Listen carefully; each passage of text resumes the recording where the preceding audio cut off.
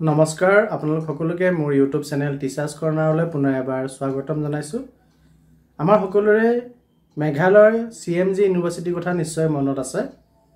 এই CMG ইউনিভাৰ্চিটিৰ বৈধতাক ইতিমধ্যে মেঘালয় চৰকাৰে খাৰিজ কৰিছিলে আৰু ইয়াক ভংগ ঘোষণা কৰিছিলে। কিন্তু এই CMG ইউনিভাৰ্চিটিৰ মেটাৰটি সুপ্ৰিম কোৰ্টলৈকে পাইছিলে আৰু সুপ্ৰিম কোৰ্টে ইতিমধ্যে এই সম্পৰ্কে জাজমেণ্ট দিছে আৰু জাজমেণ্টত মেঘালয় চৰকাৰৰ সিদ্ধান্ত বাহাল ৰাখিছে আৰু CMG ইউনিভাৰ্চিটিক ভংগ ঘোষণা কৰিছে। ইয়াৰ লগে লগে CMG ইউনিভাৰ্চিটিৰ পৰা ডিগ্ৰী লোৱা শিক্ষাৰ্থীসকল শংকিত হৈ পৰিছে। এই সম্পৰ্কে সম্পূৰ্ণ বাতৰি আজি ভিডিঅ'টোত মই লৈ আহিছোঁ। কাইণ্ডলি ভিডিঅ'টি শেষলৈকে চাব, চাই ভাল পালে লাইক এণ্ড শ্বেয়াৰ কৰিব আৰু চেনেলটি যদি এতিয়াও ছাবস্ক্ৰাইব কৰা নাই কাইণ্ডলি ছাবস্ক্ৰাইব কৰিব। শিক্ষা প্ৰদানৰ নামত অসৎ উপায়েৰে ধন ঘটাৰ পন্থা অৱলম্বন কৰা মেঘালয়ৰ বহু বিতৰ্কিত CMG বিশ্ববিদ্যালয় ভংগ কৰিবলৈ আজি নিৰ্দেশ দিছে উচ্চতম ন্যায়ালয়ে।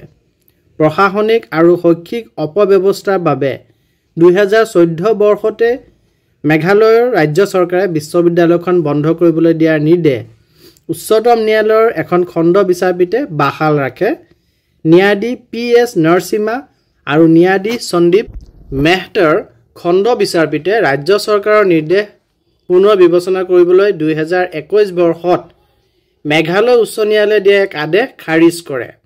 ইয়াৰ লগে লগে বিচাৰপীঠখনে বিশ্ববিদ্যালয়খন ভংগ আৰু ইয়াৰ আচাৰ্য চন্দ্ৰমোহন ঝাক অপৰাজিত কৰাৰ বাবে মেঘালয়ৰ ৰাজ্যপালে দিয়া নিৰ্দেশনাক বৈধতা প্ৰদান কৰে। তদুপৰি সঠিক অনুমোদন ব্যৱস্থা অবিহনে প্ৰদান কৰা PhD, MPhil আৰু BEd ডিগ্ৰী প্ৰত্যাহাৰ কৰিবলৈও উচ্চতম ন্যায়ালয়ে নিৰ্দেশ দিছে। এই সন্দৰ্ভত দিয়া নিৰ্দেশনাত উচ্চতম ন্যায়ালয়ে উল্লেখ কৰে যে CMG বিশ্ববিদ্যালয়ক নিজৰ অবৈধ কাৰ্যাৱলী সংশোধনৰ বাবে ৰাজ্য চৰকাৰে কেতবোৰ সুবিধা প্ৰদান কৰিছিল। তৎসত্ত্বেও তেওঁলোকে ইয়াৰ সংশোধনৰ ব্যৱস্থা গ্ৰহণ কৰা নাছিল। সমান্তৰালভাৱে বিশ্ববিদ্যালয়খনৰ আচাৰ্যক ৰাজ্যপালৰ সংশ্লিষ্ট অনুমোদন অবিহনে নিযুক্তি দিয়া হৈছিল আৰু কেৱল আচাৰ্যই নহয়, বিশ্ববিদ্যালয়খনৰ প্ৰশাসনিক সকলো ধৰণৰ নিযুক্তি আছিলে অবৈধ। উল্লেখযোগ্য যে এই বিশ্ববিদ্যালয়খনৰ বিৰুদ্ধে বিভিন্ন সময়ত কেতবোৰ গুৰুতৰ অভিযোগ উত্থাপিত হৈ আহিছে। বিশেষকৈ ধনৰ বিনিময়ত বহু শিক্ষক আৰু লোকে বিশ্ববিদ্যালয়খনৰ পৰা PhD, MPhilৰ দৰে ডিগ্ৰী ক্ৰয় কৰিছিল বুলিও অভিযোগ উত্থাপিত হৈছে।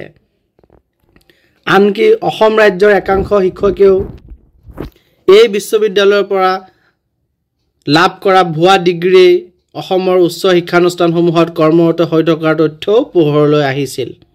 বিশ্ববিদ্যালয়খনত সংঘটিত হৈ থকা এই অনিয়মৰ বিৰুদ্ধে তদন্তৰ দায়িত্ব অৰ্পণ কৰা হৈছিলে এনফৰ্চমেণ্ট ডিপাৰ্টমেণ্টক।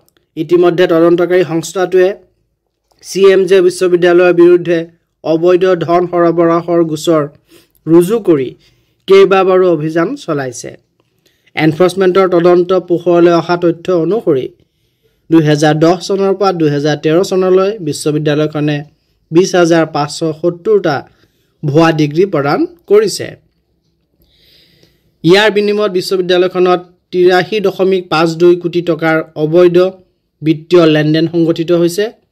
তদন্তকাৰী সংস্থাটোৱে অবৈধ কাৰ্যকলাপত জড়িত থকাৰ বাবে বিশ্ববিদ্যালয়খনৰ 48.76 কোটি টকাৰ সা সম্পত্তি জব্দ কৰিছে। পৰৱৰ্তী সময়ত ৰাজ্যপালৰ পৰামৰ্শ অনুসৰি মেঘালয় চৰকাৰে বিশ্ববিদ্যালয়খন বন্ধ ঘোষণা নিৰ্দেশ দিয়ে। অৱশ্যে ৰাজ্য চৰকাৰৰ এই পৰামৰ্শক প্ৰত্যাহ্বান জনাই বিশ্ববিদ্যালয়খনে মেঘালয় উচ্চ ন্যায়ালয়ৰ দ্বাৰস্থ হয়। অৱশেষত আজি উচ্চতম ন্যায়ালয়ে মেঘালয় উচ্চ ন্যায়ালয়ৰ আদেশ খাৰিজ কৰি মেঘালয় চৰকাৰৰ নিৰ্দেশ বাহাল ৰাখে আৰু বিশ্ববিদ্যালয়খন ভংগ কৰিবলৈ নিৰ্দেশ দিয়ে।